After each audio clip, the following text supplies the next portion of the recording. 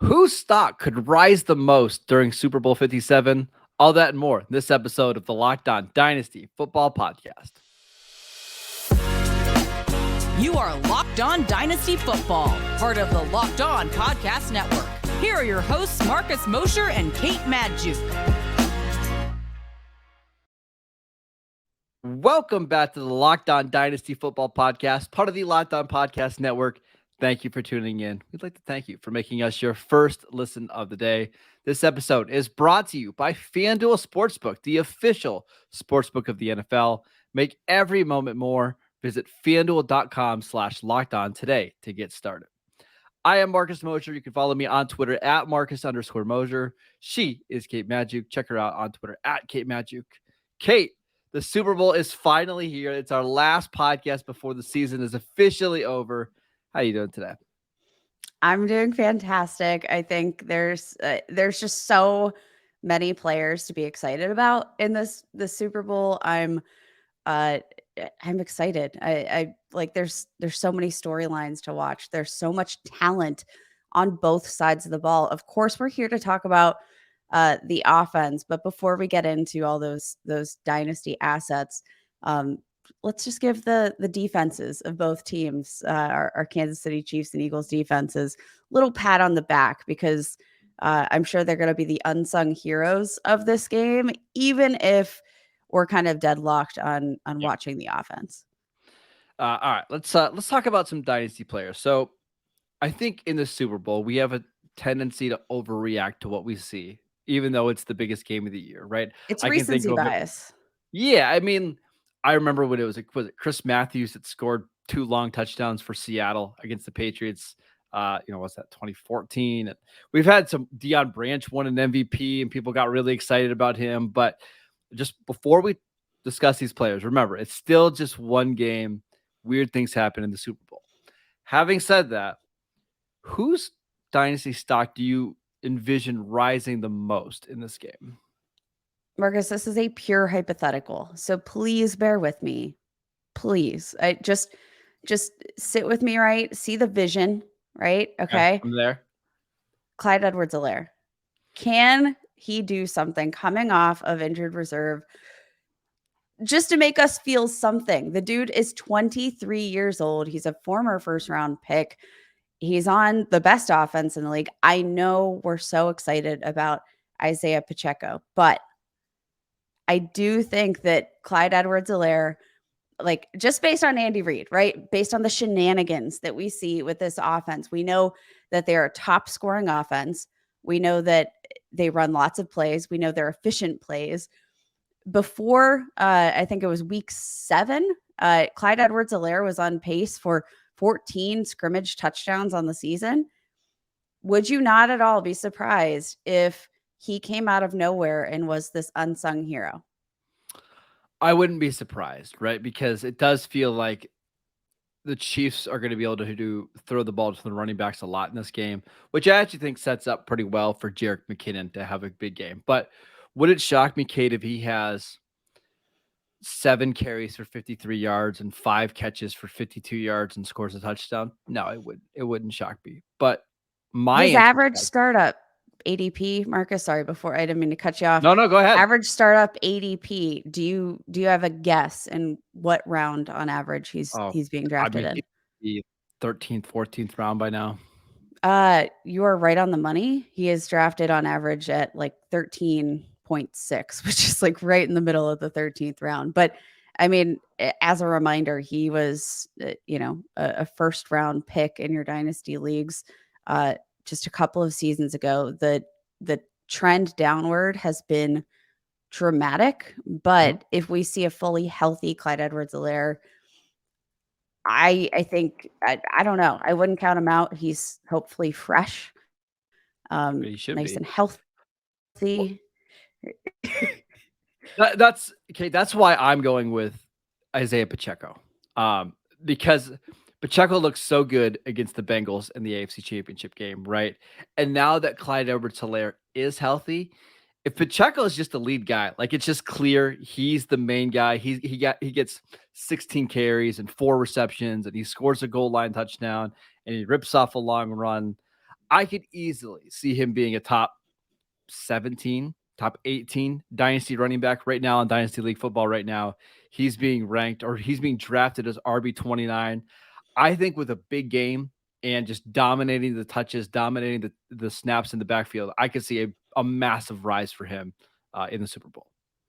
See, my hope, Marcus, I think perhaps Pacheco could be a riser within his value on the Kansas City Chiefs. But I think my hope is that Clyde Edwards-Helaire looks decent. And maybe if Pacheco looks decent too, we see Clyde Edwards-Helaire in a new situation. Maybe there is a team in need of a running back that makes the move to trade for Clyde Edwards-Helaire. Because we know the talent is there. We know he, coming out of college, was one of the best receiving backs that you could have asked for. The Chiefs haven't really schemed him into that position, though. They never schemed him into that role. Is there a team that might be a better fit to utilize his skill set? Because if so, there's not a lot of miles on the tire. We know the ceiling is high. We know his PPR upside in particular is massive. And I mean, he's basically free, Marcus. Like that, I think Pacheco obviously holds more value just based on situation. But I mean, in contract, right? He's under contract for the next 3 years at basically no money. Like it's as valuable as you can get at the running back position. Absolutely. And, from a dynasty perspective, I think anybody would prefer Pacheco over Clyde Edwards-Helaire. But again, I can get Clyde Edwards-Helaire in my dynasty leagues basically for free. I'm going to have to pay up for Isiah Pacheco right now. So is there some value? Yes, I just also I don't think the Chiefs are going to move on from him just because he still is on a rookie contract. They did draft him in the first round.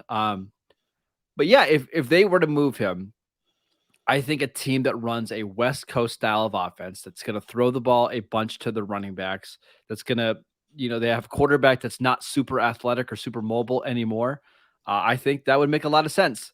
Is there a team in the NFL that is going to a West Coast offense this year that was the number 3 scoring offense that happens to have a running back going to be hitting free agency and Tony Pollard? Yeah, I think there is. I think there's a team out there where Clyde Edwards would make some sense, but we'll see. I actually have a question about another Chiefs receiver that I want your thoughts on when we come back, because I'm curious, is this the game that we finally get a Kadarius Toney breakout?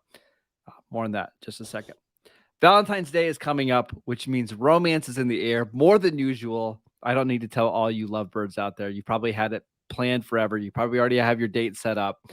But if you haven't found the perfect Valentine's Day gift, we highly, highly recommend shopping at BlueNile.com. At BlueNile.com, you can find the perfect piece of jewelry for life's special moments, or even create a custom engagement ring of her dreams. Their simple online tools let you choose the diamond shape, size, and clarity, as well as setting style. Blue Nile will then handcraft the perfect piece to your specification. Blue Nile provides expert guidance, in-depth educational materials, and unique online tools that place you in control so you can forget all the hassles of jewelry shopping and focus on the romance. Blue Nile's diamond price guarantee allows you to compare a competitor's diamond against one of theirs. And sometimes Blue Nile can even beat their price. They're always going to match it, but they can sometimes even beat it. Every order is insured and arrives quickly in discreet packaging that won't give away what's inside. Shipping is free, and so are returns. Right now, you can save up to 50% at BlueNile.com. That is BlueNile.com for 50% off. BlueNile.com. This podcast is also sponsored by FanDuel. Download the FanDuel app now, and you can bet on Super Bowl 57 with a no-sweat first bet. You'll get up to $3,000 back in bonus bets if your first bet doesn't win. FanDuel lets you bet on everything from the money line to point spreads to who will score the first touchdown. Kate, you and we're actually going to talk about some of the bets that we like the best here a little bit on the show. But the FanDuel Sportsbook app is safe, secure, and super easy to use. Best of all, when you win, you can get paid instantly. You don't have to worry about, hey, when is my money going to come in? It's going to be in your account as soon as the bet hits or as soon as the game is over. So join FanDuel today at FanDuel.com/lockdown to claim your no sweat first bet on Super Bowl 57. That is FanDuel.com/lockedon. Make every moment more with FanDuel, the official sportsbook partner of the NFL.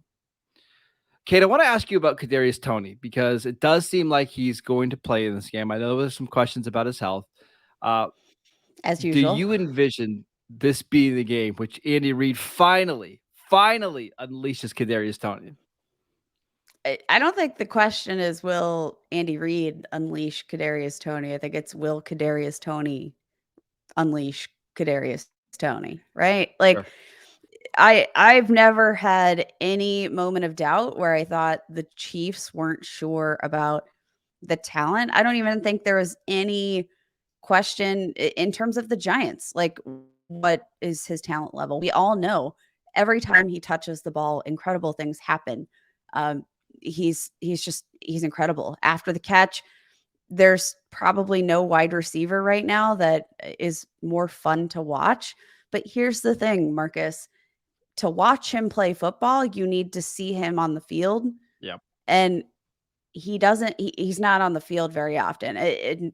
I wish he was more often, of Well, course. that's the thing is we know he's going to play in this game though. So, But we've known he's going to play, period. But Marcus, in this postseason, over those 2 games, he's ran just 15 routes. Yeah. He's been efficient on those routes, ranks 8th among all skill position players in the postseason with 3 yards per route run, which is a fantastic metric. I mean, that's like number 1 in the league if you could prorate it over 100 Yes. targets, right? But here's the issue is getting the targets, because when you get targets, you need to be running routes. When you run routes, you need to be on the field, and he's not on the field. What do we have to do to keep Kadarius Toney? I feel like we need to put him in bubble wrap, because he has played just 35 or more, more than 35% of offensive snaps twice this year. Yeah. Like, that is, I don't care how efficient you are. And Kadarius Toney is always one. It only takes one play with Kadarius exactly. Toney. So I don't want to discount that, but you can't bank on just one play for his dynasty value. You need those to accumulate. And that's the biggest issue. He can't accumulate plays when he's not on the field. So you need I don't know some what to kind do. of consistency, right? It doesn't, to me, honestly, it doesn't even have to be a production. Like the production's going to come. It's just, I want to see him on the field for 35 snaps, like 7 games in a row. Like, let me just see that you can actually show that you're healthy. So I think you're right. I think there's a great chance, Kate, that he has a big game, because you think of how the Chiefs are going to need to play on offense. Like, I think Mahomes is going to have to get rid of the ball quickly. I think they're going to want to get their playmakers in space. So I could see a scenario where Kadarius Toney is 6 for 85 and a touchdown. But I honestly don't know if that's going to change anything for me, because it's never been an issue of talent or even fit. It's just, I can't trust him to stay on the field at all. And doing it for one game, albeit the Super Bowl, just probably is not going to move the needle much. And if he does show out in this game, I'm honestly, I only have a couple of Kadarius Toney shares in Dynasty because of the issues that we've mentioned. Kadarius Toney's 2 greatest enemies seem to be his health and himself. And it's not the talent, it's not the athleticism. We know what he is in terms of the on the field product when he's on the field. But if we see a big showing from him, if he is able to play through the entirety of this game, which we haven't really seen to this point, I am probably going to look to sell those shares and capitalize high, because again, the dynasty community, we're so big on the upside and the prospects, but I need to be able to trust you. And I can't trust Kadarius Toney. I don't think a lot of people can trust Kadarius Toney. That's why. But we want to. And we want to. It is unfortunate. Just really quick, we haven't mentioned anybody on the Philadelphia side. To me, it feels like they're a little bit more set in stone. Like, AJ Brown's a top 5 dynasty receiver. Devontae Smith is a top 15 dynasty receiver. Jalen Hurts is locked in as a top 5 dynasty quarterback. Is there anybody or anything in this game that could dramatically change your mind on any player in this game? I think Miles Sanders probably has the most to gain or lose in this game, personally. Is it just Um, because he's a free agent after this game? yes, because he's a free agent. I think I mean there's literally no bigger stage, right, than this one. Unfortunately, we saw last week he played a season low 30% of offensive snaps. Um, perhaps due to the lopsided nature of the game. But I want to see consistent involvement for him. I want to see him get the touches in the big moments. I don't want to see him lose those touches to Boston Scott. But I mean, Marcus, he had a fantastic season, 3 games of 130 rushing yards or more, 4 games this season with 2 rushing touchdowns. That's incredible. Like, he had a phenomenal season. And because of the fact that this is kind of a stacked free agency class, it's going to be, tough competition to get one of those top end contracts. But I do think that Miles Sanders, he could earn some looks from, some teams, or maybe he earns himself a franchise tag next year. I don't know. I think that's fair. I think that's fair. I just, again, I think the Eagles are pretty set in stone, right? Like, it would shock me if somebody else besides one of their core guys has a monster game. Maybe it's Boston Scott. Maybe it's Quez Watkins finally breaks out. But honestly, I don't think, no matter what happens on Sunday, you shouldn't be moving any of these players out of their current tiers at all. No, maybe the only move you need to make is move Devonta Smith up, because I heard could that see top 15 dynasty wide receiver. I feel like it might be a little higher than that. That's fine. All right, Kate, let's do some of our favorite Super Bowl bets brought to you by FanDuel. But before we do that, I want to let you know about TurboTax. Go to TurboTax and don't do your taxes. Meet with an expert who's going to do them for you. I can't tell you how much I hate doing my taxes. That's why I went to TurboTax a couple of years ago. It's just made the whole process so much easier. TurboTax experts can relieve you from the stress of taxes and file for you so you can do not your taxes. You can watch the Super Bowl instead of worrying about your taxes. You can watch some draft prospects like you and I are going to watch, Kate, this weekend. You can do whatever you want to do besides doing your taxes. With TurboTax, an expert will do your taxes from start to finish, ensuring that your taxes are done right, guaranteed, so you can relax.